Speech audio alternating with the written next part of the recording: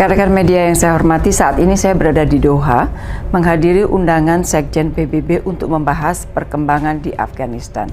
Sebagaimana diketahui, pada 16 Maret 2023, Dewan Keamanan PBB telah mengadopsi resolusi 2679 tahun 2023 yang meminta Sekjen PBB mempersiapkan independent assessment mengenai Afghanistan untuk disampaikan ke Dewan Keamanan PBB tidak lebih dari 17 November 2023. Assessment tersebut telah selesai dilakukan dan disampaikan ke Dewan Keamanan PBB pada 9 November tahun lalu.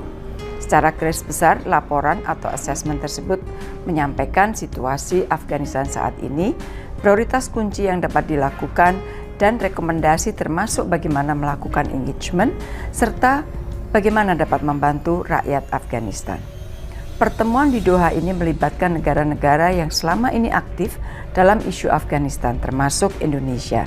Dari ASEAN hanya Indonesia, dari Asia terdapat beberapa negara lain seperti RRT, Jepang, India, Pakistan, dan juga negara-negara yang berbatasan dengan Afghanistan.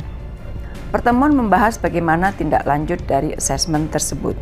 Dalam pertemuan, Indonesia antara lain menyampaikan, pertama, Indonesia menyambut baik laporan Sekjen PBB mengenai situasi Afghanistan. Indonesia juga mencatat laporan mengenai situasi hak-hak perempuan Afghanistan yang disiapkan oleh UN Women, IOM, dan juga UNAMA. Indonesia juga mencatat respon yang diberikan oleh Taliban atau De facto Authority atau DFA terhadap dua laporan tersebut. Hal kedua yang disampaikan Indonesia adalah bahwa dari laporan dan respon Taliban tampak bahwa terdapat gap yang cukup lebar antara apa yang diharapkan masyarakat internasional dan stakeholders lainnya dengan apa yang dilakukan oleh Taliban saat ini. Dengan demikian, tantangan utama adalah bagaimana menjembatani gap tersebut. Ketiga, Indonesia menyampaikan bahwa mengenai engagement, Indonesia menekankan pentingnya engagement perlu terus dilakukan. Namun, memang saat ini belum saatnya melakukan pengakuan. Indonesia juga merujuk laporan UN Women yang mengatakan bahwa sejak berkuasa Agustus 2021, terdapat 50 dekret Taliban yang mengikis hak-hak perempuan, dan dekret-dekret tersebut tidak ada yang dibatalkan sampai saat ini. Indonesia menyarankan bahwa isu perempuan harus terus disertakan sebagai salah satu prioritas di dalam engagement komunitas internasional dengan Taliban. Dalam isu ini, penting bagi PBB untuk terus melakukan koordinasi dengan OKI. Dalam statement saya juga menyampaikan beberapa hal yang telah dilakukan Indonesia untuk membantu perempuan Afghanistan. Antara lain, pemberian beasiswa kepada perempuan Afghanistan, dan inisiatif ini telah didukung oleh beberapa negara antara lain Jepang, Norwegia, Belanda, UK, dan Kanada. Indonesia juga melakukan kerjasama dengan Qatar untuk memberikan beasiswa juga kepada warga Afghanistan. Indonesia juga memberikan capacity building mengenai financial literacy, dan saat ini Indonesia sedang melakukan pembicaraan untuk membahas pengembangan kurikulum madrasah. Hal keempat yang saya sampaikan masih terkait dengan engagement. Pada prinsipnya Indonesia sepakat dengan rekomendasi Sekjen PBB mengenai penunjukan utusan khusus Sekjen PBB untuk isu Afghanistan. Yang perlu dipastikan adalah bahwa utusan khusus tersebut dapat bekerja dan deliver. Ini adalah tantangan yang paling besar, mengingat posisi Taliban yang tidak dapat menerima penunjukan utusan khusus tersebut.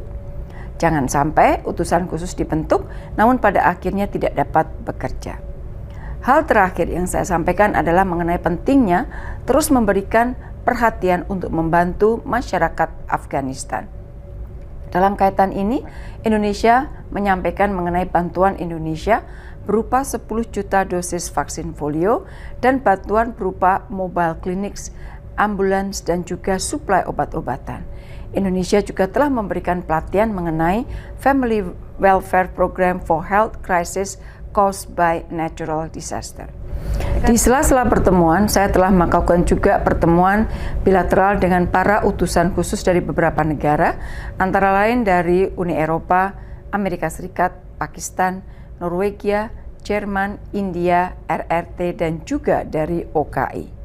Rekan-rekan, selain hadir dalam pertemuan yang diadakan oleh Sekjen PBB mengenai Afghanistan, saya juga melakukan pertemuan bilateral dengan Perdana Menteri dan juga sekaligus Menteri Luar Negeri Qatar, utamanya membahas mengenai perkembangan di Gaza.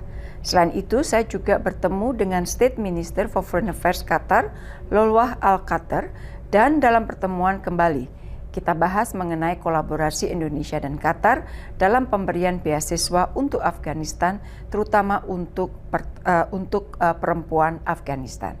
Malam ini saya akan terbang ke Rio de Janeiro untuk hadir dalam pertemuan Menteri Luar Negeri G20 di bawah presidensi Brasil.